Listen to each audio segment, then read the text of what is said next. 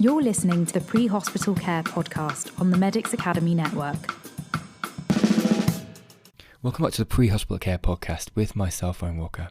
In this episode, I'm speaking on recreational drug toxicology with Dima Abdulrahim. So what I wanted to do in this session is look at some of the latest perspectives and insights emerging within recreational drug toxicology. Also look at some of the trends that they're seeing both in clinics and on the streets, and also look at some of the most addictive substances on the market. So in the conversation, we look at and examine the fentanyl crisis. We look at the profile of GHB and GHB addiction. We also look at some of the fake drugs or mimics, such as fake ketamine, and also such as fake pregabalin and benzodiazepines. We also look at serotonin-linked harms, namely that of MDMA and ecstasy, and we also look at some of the polypharmacy involved with sildenafil and that of other synthetic drugs. So to do this, I have Dima Abdulrahim with me. Dima has been working in the field of substance misuse for over 30 years. She's currently quality lead for the addictions department of the Central North West London NHS Trust. So Dima was the principal researcher and program manager for the NEPTUNE Project, based in the Club Drugs Clinic in London. So she's the author of 2 books on novel psychoactive substances and club drugs, and it has other publications as well as a series of e-learning and mobile learning modules.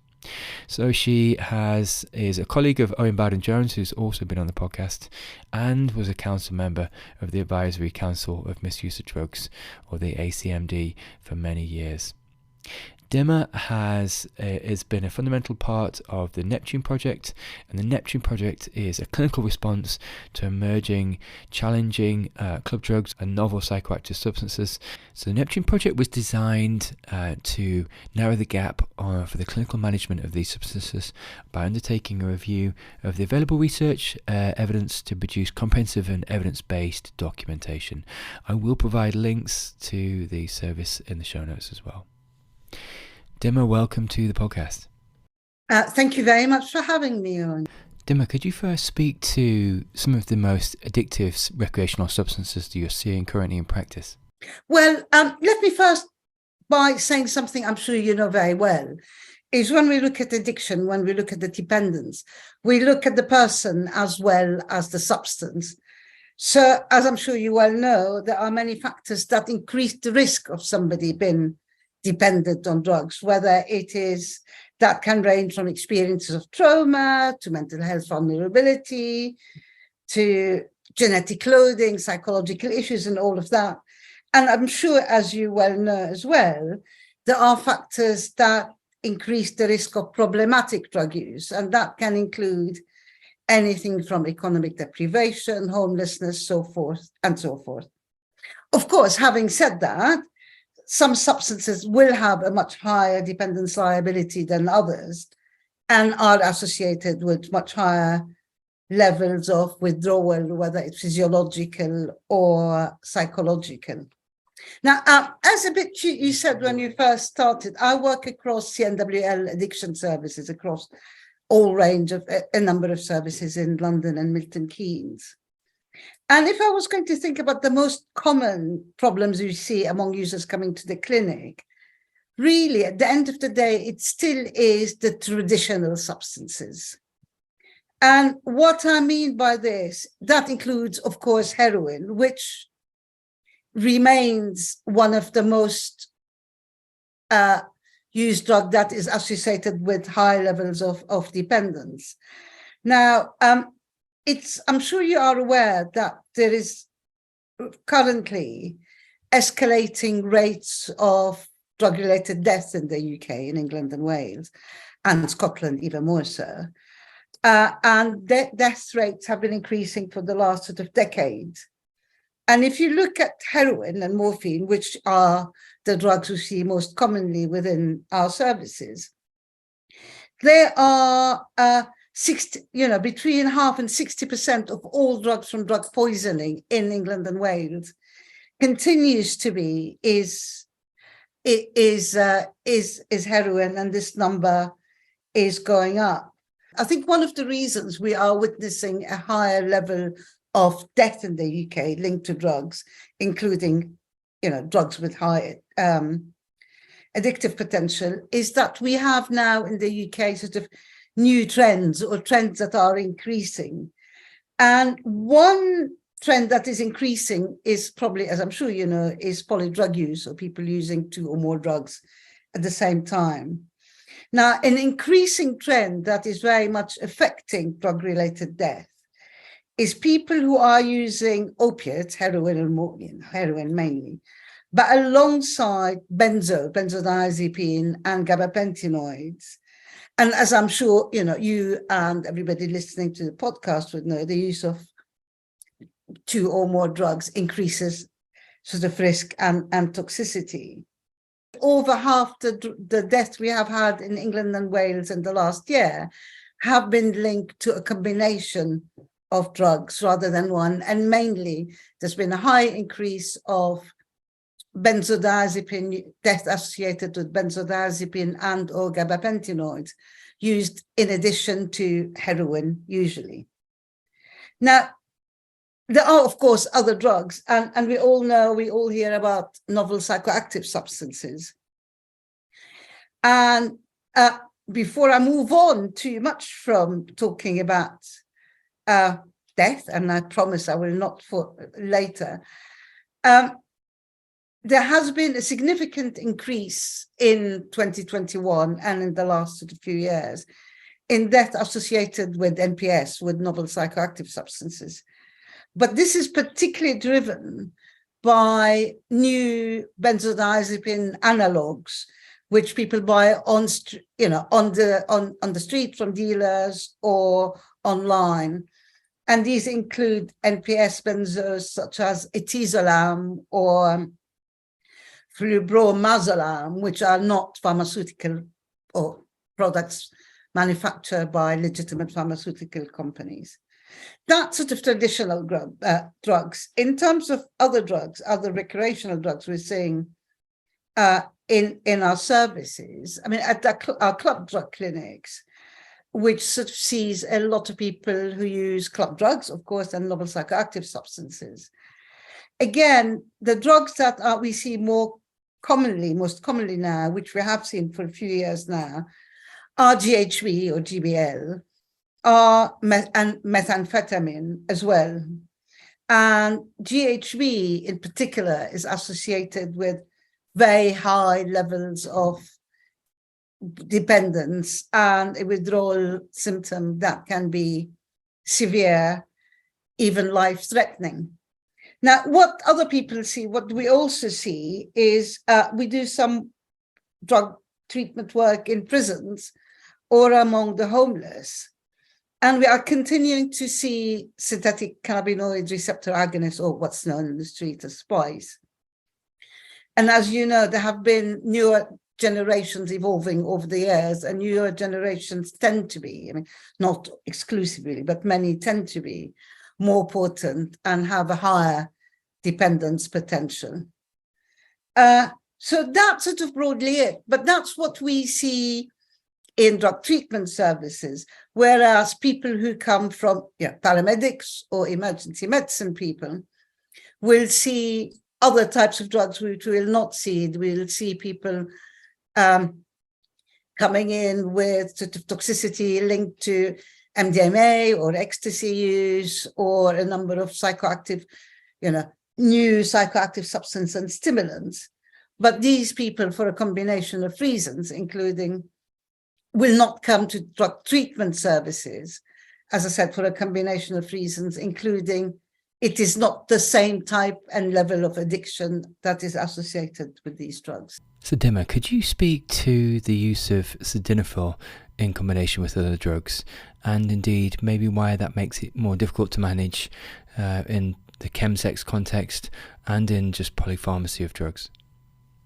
To start, just to give people the context, sort of chemsex is a term we use to describe, is a very broad term to describe sex that occurs under the influence of drugs, usually either immediately preceding or during session, and often involves sex parties, which involve a number of individuals, and it's mainly, but of course not exclusively, chemsex happen between men who have sex with men. Now, GHB and GHB or GBL, which is more used in the UK, and methamphetamine are the most common drugs used in the context of chemsex. But sildenafil or Viagra is also quite often used as well. In terms of its sort of impact, in terms of its impact on risk and risk behaviors, there's been a number of studies that show that people who use methamphetamine and then use sildenafil or Viagra at the same time are much more likely to have high-risk behaviors in terms of transmission of HIV and transmission of STIs. So in terms of behaviorally, there is possibly a link, I mean, whether not necessarily causal, between increasing risk when you add Viagra as well over the use of methamphetamine and GBL. But I mean, having said that, you know, as you know, methamphetamine is a potent stimulant, which has, you know, like other stimulants, has all the effects of stimulants on the central nervous system. But in addition to its psychoactive effect, there are a number of reasons why it is used within chemsex. It's because it has a disinhibitory effect. And for a lot of people who, because of internal guilt, internal homophobia or whatever, would find it quite difficult to have sober sex, basically, within men who have sex with men context. But in addition to sort of this inhibitory effects, crystal meth or methamphetamine has a prosexual effect or a aphrodisiac effect. So it increases sex drive, it decreases fatigue or loss, you know, it decreases or decreases inhibition or sexual disinhibition. In addition, it can delay ejaculation, it can assist longer intercourse, which is part of the reason why people are using it. So using Viagra, in addition to that, you can imagine that sort of amplifies the effect. I have to say, the long-term use of methamphetamine in terms of its prosexual effect will have completely the opposite effect. So people who have a very chronic use of methamphetamine have sexual problems, and rather than it being a prosexual thing effect. And as I said, Viagra is not always, or is very often involved in as one of the polypharmacy or polydrugs used in chemsex, but it tends to be often as well in addition to crystal meth or methamphetamine and GHB. Dima, could you speak to the trend of GHB addiction within certain communities, and indeed the sort of narrow therapeutic profile of GABA B stimulation and or sedation in GHB overdose? Just to put sort of people, it may be in a bit of context, GHB obviously acts on the GABA system, but it also releases some noradrenaline. So at low doses, it can produce euphoric effects, a bit like stimulants. So it has variation in effects, as it were. At low doses, it produces a stimulant effect, it's disinhibitory, it makes you sociable and more euphoric. But at high level, at high doses, it has a strong dissociative and sedative effect.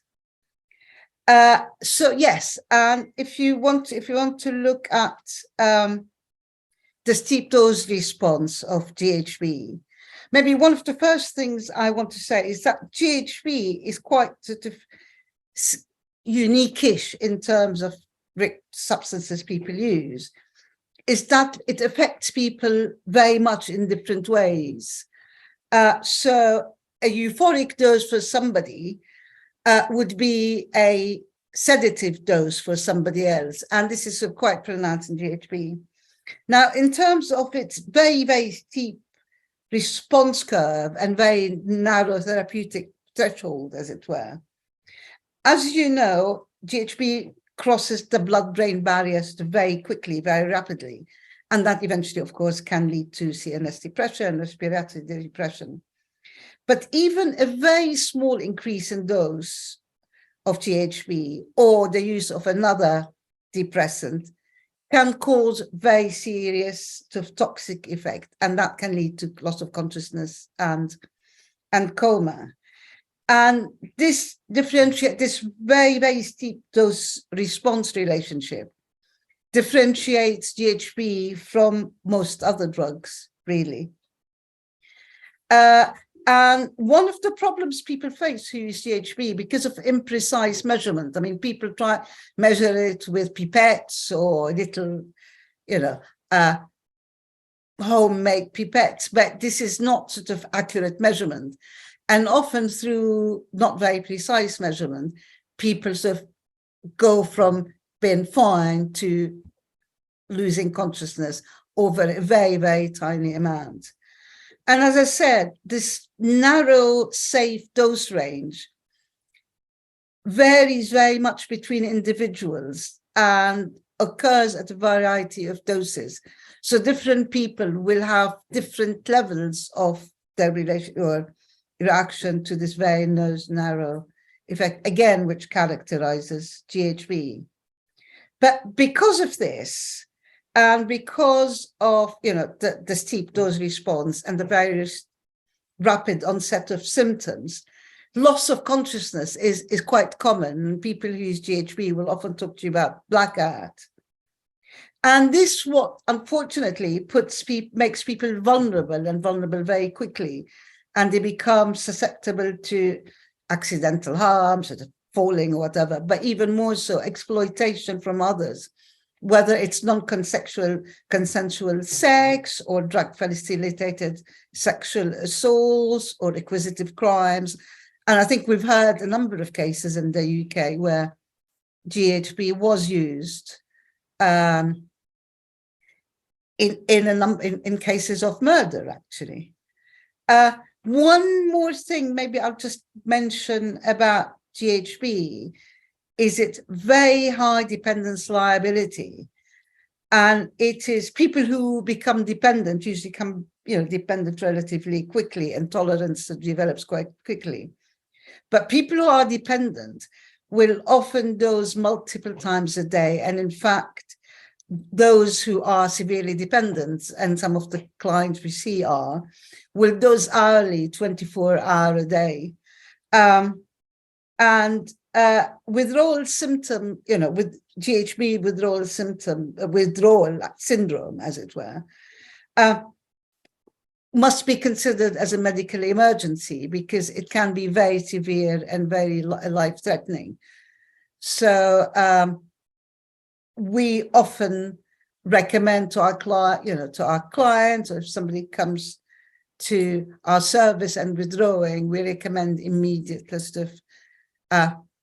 calling you guys, the paramedic, and transferring the person to hospital, because it can lead to very rapid escalation of severity of symptoms. But again, having said that, as everything with GHB, there is a lot of individual variation between people, but also withdrawal can be unpredictable even for the same individual. The same person may have more severe or less severe symptoms depending on the time they are withdrawing. Dima, could you speak to the half-life of GHB and indeed what people could expect if they were nursing and or looking after these patients? I mean, usually I think the half-life is quite short. It's sort of 20 to 30 minutes, and usually the effects occur sort of 15 to 20 minutes after ingestion, and the length of the effects can be 3 to 4 hours, with the peak effects from 30 to 60 minutes. The thing is, if somebody is dealing with a with an overdose, with sort of toxicity associated with, ingestion of GHB. What they should also think of is sometimes after people settle a bit, they become very agitated again. And this is when withdrawal comes in.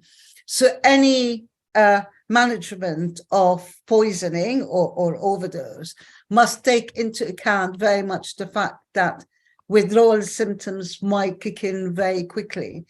And in terms of discharging people from hospital, I think it's really important that any person discharged needs to have a proper discussion about the possibility, if there are, or of withdrawal that will occur, and the fact that they will need to come back to hospital in case withdrawal symptoms happen.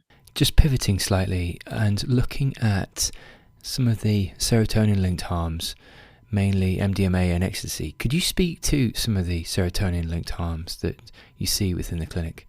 I mean, serotonin-linked harms, as you well know, sort of stimulants that is associated with stimulants, and stimulants that to provoke central serotonin release are associated with serotonin syndrome or toxicity, which is also known as serotonin poisoning, as you well know. Now, MDMA or ecstasy acts directly at on the serotonin receptors, and in particular at 5-HT2A, which is responsible for a sort of hallucinogenic or slightly different effect from the normal stimulants. But this is very much associated because MDMA is a strongly is a sort of very powerful releaser and reuptake inhibitors of serotonin. It is very much linked to serotonin poisoning, and often the people, I think you will pick up on a Friday night or Saturday night with problem associated with having ingested a pill or MDMA would be serotonin poisoning.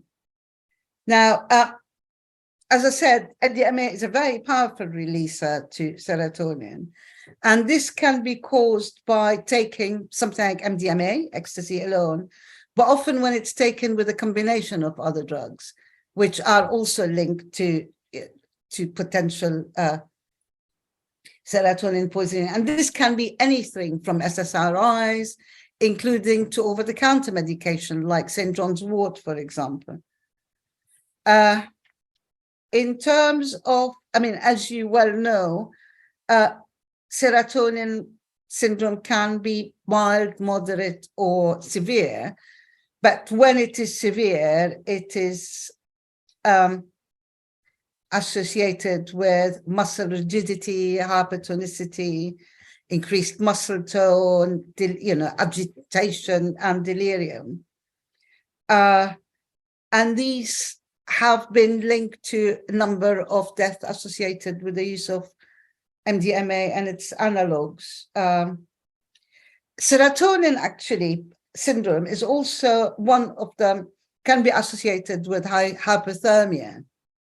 And hypothermia in ecstasy toxicity can occur as well without having serotonin syndrome. And this is probably linked again very much to many of the causes of death we see associated with MDMA is hypothermia, which can cause as well, as you well know, secondary complications such as liver failure, brain damage, and all of that. So anybody who comes in who is, as you know, ingested the stimulant, possibly something like ecstasy or its analog, serotonin syndrome and or hypothermia is some of the main things you should be looking at. So Dima, could we just look at the rise in fentanyl cases within society at the moment, and sort of why in your mind we are seeing such a rise in fentanyl indiscriminately added to other drugs? Let me start with the good news, as it were, and I'm talking about misuse of fentanyl rather than, prescribing of opiates, which has its problems itself, but we're not talking about that. I'm talking about misuse. So the good news is that compared to the US and to Canada, compared to Northern America, where fentanyl is very prevalent and has been causing a major public health problem for many, many years, this is not the case here. Although we have cases where heroin have been adulterated with fentanyls, even with carfentanil in a couple of cases, which is fentanyl used on, as you know, on large animals. There has been small numbers of people around the country who have tragically died as a result of adulterated heroin. It is still not common in the UK and in Europe. And there may be a number of reasons suggested why this is the case. One of the reasons is that the UK market for heroin, for injectable opiates, or heroin really, favors the base form of heroin, which can be injected and smoked, as opposed to the US, where people favor the salt form, which is suitable for injecting, which is, as I said, more common in the US. But I think another important factor is that in comparison to Northern America, the purity of heroin on the streets in Europe is relatively high compared to that in Northern America, which means there are less incentives for adulteration. Having said that, it does happen, it does exist at a small scale, and there have been a number of deaths associated with it. In the UK, again, slightly differently from the US, where people would choose to use fentanyl or it is adulterated, both cases exist. In the UK, the majority of people who have tested positive for fentanyl, at least, have been people who unwittingly have used fentanyl because of adulterated.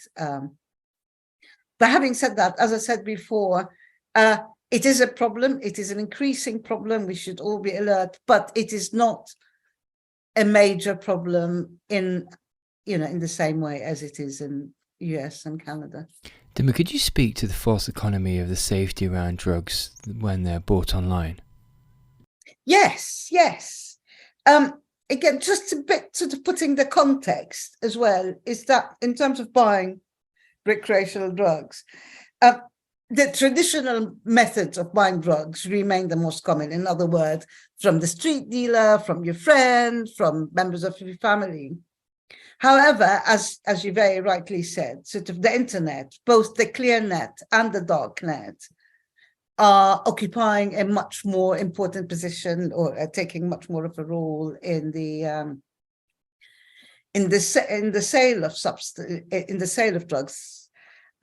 And in the UK, there's quite a strong sort of dark net market, as it were. And I want to add to that, not only the internet, but it is now very common.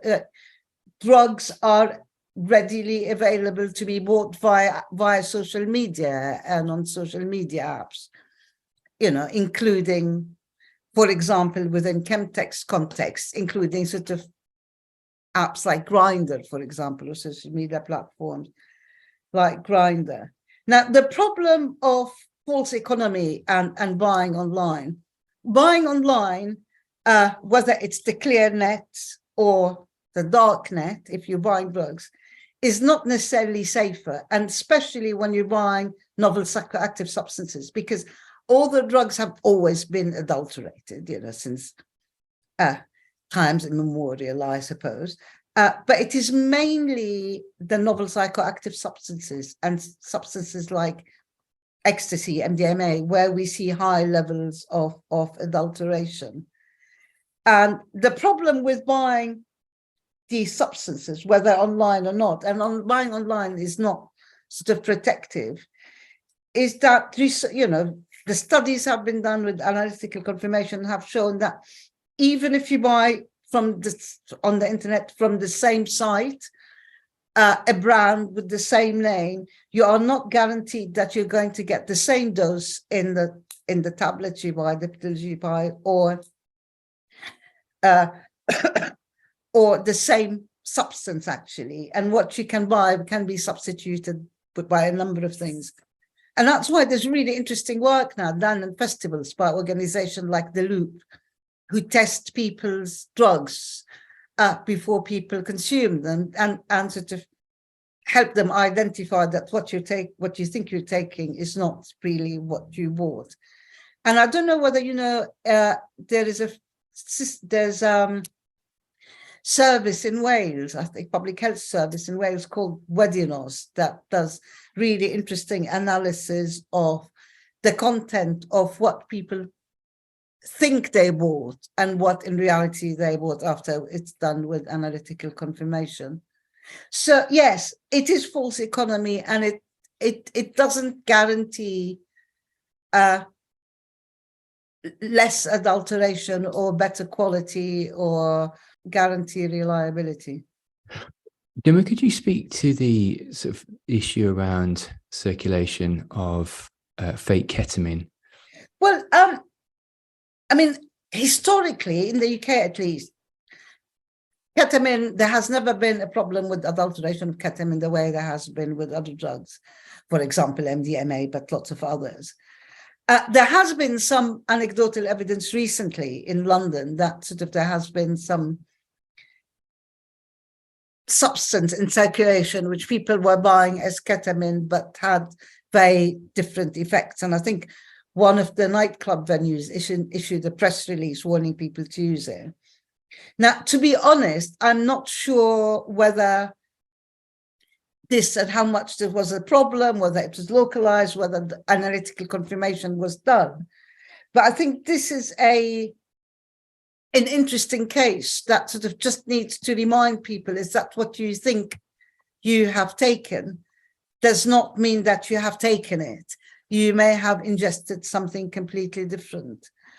And from your perspective, I think the problem as sort of paramedics, as you know, in the last decade or so, or 15 years or so, there has been a very high proliferation of novel psychoactive substances. I think we've had now well over 1,000. So, and there are no, you cannot do rapid urine tests for any of these. So understanding of the toxidrome in your case would be essential, at least sort of if you think of it as, is it a stimulant? Is it a hallucinogenic? Is it sedative? Or is it a synthetic cannabinoid, which is another problem as well? So Dima, just pivoting and looking at sort of the circulation of what we call maybe fake pregabalin or indeed fake benzodiazepines, and indeed their respective deaths. Could you speak to what you're seeing as far as a trend in that direction? Yeah. I think the problem, the issues related to benzos and pregabalin, I think are associated with a couple of things. One, as I mentioned before, there's this new trend or increasing trend where our people who are using heroin will use pregabalins and or benzodiazepine at the same time.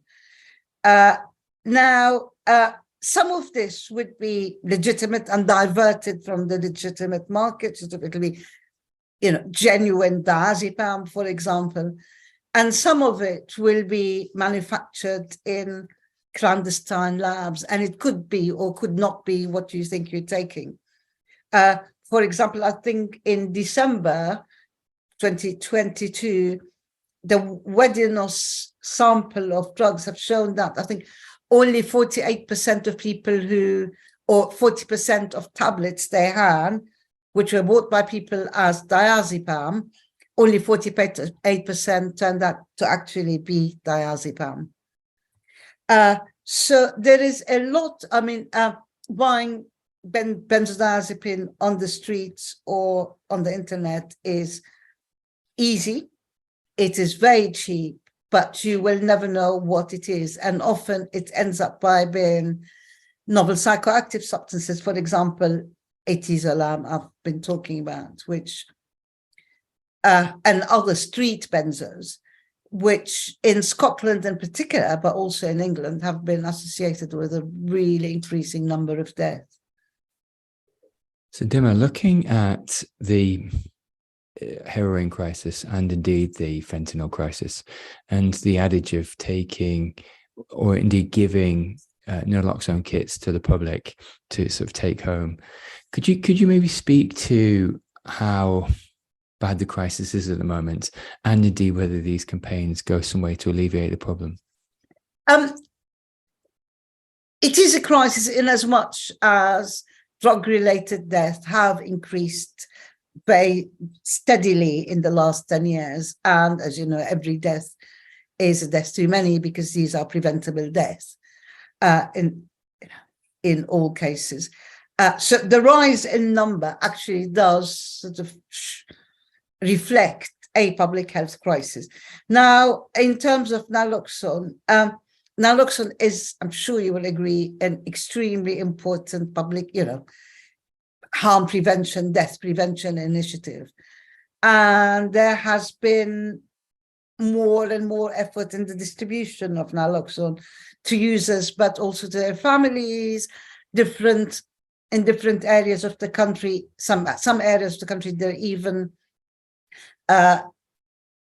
found with the police, definitely in custody suites, in homeless hostels, but in particular to users and their families. But of course, naloxone is not enough on its own. It has to be part of a wider harm reduction, drug-related death prevention strategy and action. And that will include anything from attracting more people in treatment, because research tells us that contact by a person who has substance misuse problem with treatment reduces the risk of death 5-fold. It's also about a good opiate substitution program with sort of where clinically relevant using optimal doses. It's about physical factors associated, not only overdose, but sort of physical factors and other factors associated with drug-related death, like hepatitis C. So needle exchanges are very important, the identification of people with hep C and treatment. There's a lot of action around the UK, and we are certainly improving, but we have a long way to go. I mean, more recently, there's a group of people that got together from the NHS Addiction Provider Alliance and the collective voices of the voluntary sector. And we have embarked on a very ambitious project to bring together all treatment providers to be able to develop a sort of consistent, strong response to drug-related death and overdose.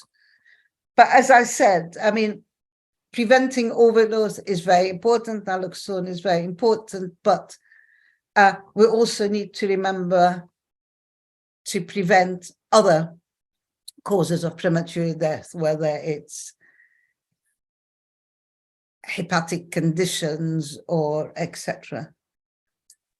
Dima, as we come into land on the conversation, could I just get you to speak to any other emergent synthetic recreational drugs that you see people ingesting or indeed presenting with at the clinic?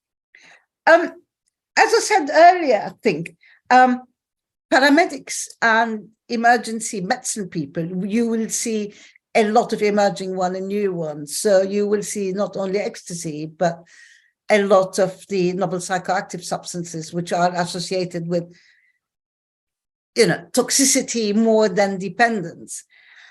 In terms of people who turn up at drug treatment services, which of course includes these people, but we are, the newer drugs, in addition to a traditional one, we shouldn't forget alcohol, of course, cannabis, is drugs I mentioned before, which are GHB, methamphetamine, a number of a wide range of stimulants, which you will see more than we see, sort of 2CB and a variety of drugs with stimulant and or hallucinogenic effects. I should remember as well, just sort of to mention, synthetic cannabinoid receptor agonist or SPICE, which has been on the streets and in prisons for a number of years. Maybe its use has decreased a bit, but it's very much still there, and it's very much, causing severe health and psychological problems to people sleeping on the streets and people in our prisons. So Dima, as we finish off, are there any take-home messages for listeners that you'd like to mention? Maybe I will finish as I start. I think your first question was sort of thinking about drugs that are particularly addictive. And just to say, as I'm sure you will agree, it's looking at the person as well as looking at the drug. Because, some drugs definitely have a high dependence liability, but some people are also at higher risk of dependence or problem drug use than others. Listen, Dima, I think that's a great place to finish. And like you said, it's about the holistic picture together, the patient, indeed their proclivity to addiction, and not only the substances themselves. So I think that's a fantastic place to end. Listen, thank you for your time over this last hour. I've really appreciated it. Thank you very much. You're listening to the Pre-Hospital Care podcast on the Medics Academy Network.